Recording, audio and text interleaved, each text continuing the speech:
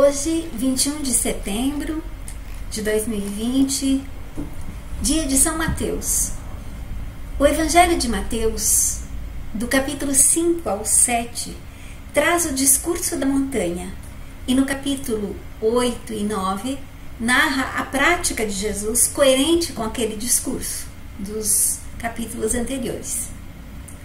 Jesus ensina sobre a acolhida, e ele acolhe leprosos, estrangeiros, mulheres, doentes, paralíticos, os publicanos, os considerados impuros.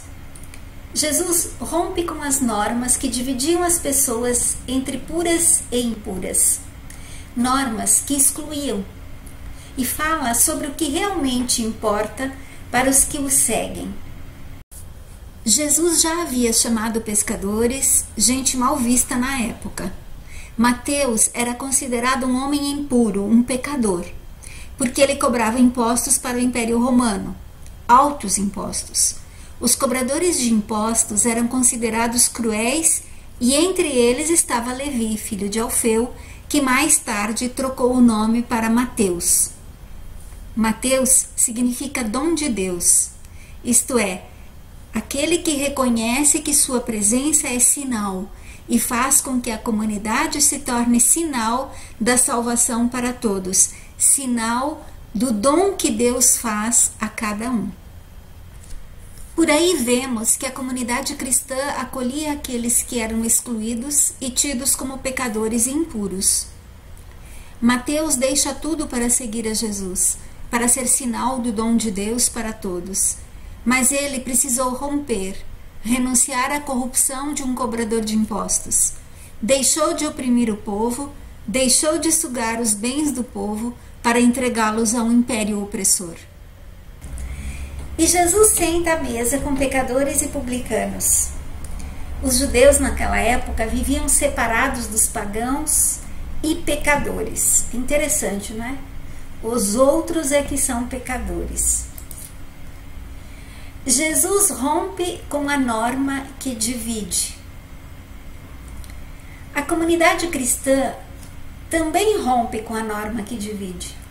E assim fica escancarado o amor universal do Pai. Como Jesus, também a comunidade oferece um espaço a quem lhe fora negado. Imaginemos aquelas primeiras comunidades, onde chegavam pessoas de todas as raças e religiões. Todos deveriam ser aceitos ao redor da mesma mesa. Jesus não seguiu a proibição de sentar-se ao lado de pecadores. Ao contrário, fez amizade com eles.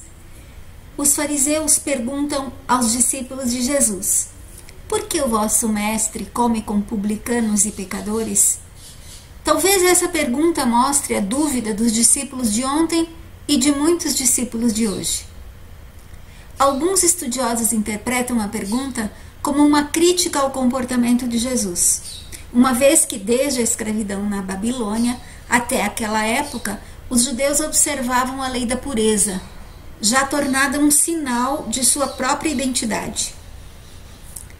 Comer com os pagãos era contaminar-se, tornar-se impuro. Naquele tempo, havia mais de 500 preceitos para conservar a pureza.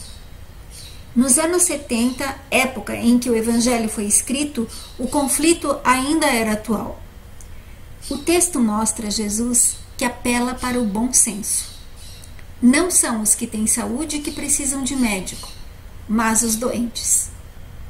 E recorrendo às Escrituras, Jesus completa: eu quero a misericórdia e não o sacrifício. É preciso aprender o que significa misericórdia e não sacrifício. Aqui Jesus faz referência aos profetas, em especial a Oséias e Isaías. Deus tem entranhas de misericórdia. Assim Jesus deixa claro qual é a sua missão. Eu não vim chamar os justos, mas os pecadores. Jesus rebate a crítica dos fariseus, não aceita seus argumentos porque eles nascem de uma falsa ideia sobre Deus e sobre a lei. Misericórdia é o que eu quero. É muito mais importante a misericórdia do que a lei da pureza. O que é misericórdia? Misericórdia é mais do que compaixão. Compaixão é sentir com, é sofrer junto. Mas a minha fidelidade a essa dor que eu sinto pelo outro me faz misericordioso, me faz assumir o meu irmão como parte de mim e ajudá-lo a sair da dor. Isso é misericórdia.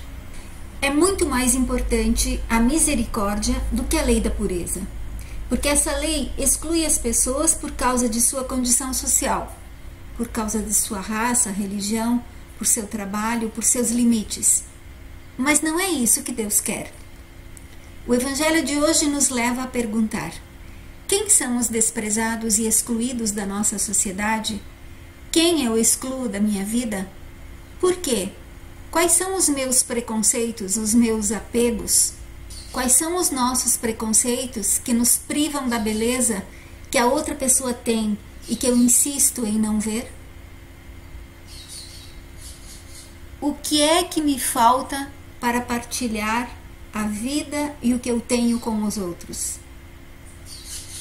Na carta aos Efésios lemos: há um só Deus e Pai de todos, que atua acima de todos, por todos e em todos.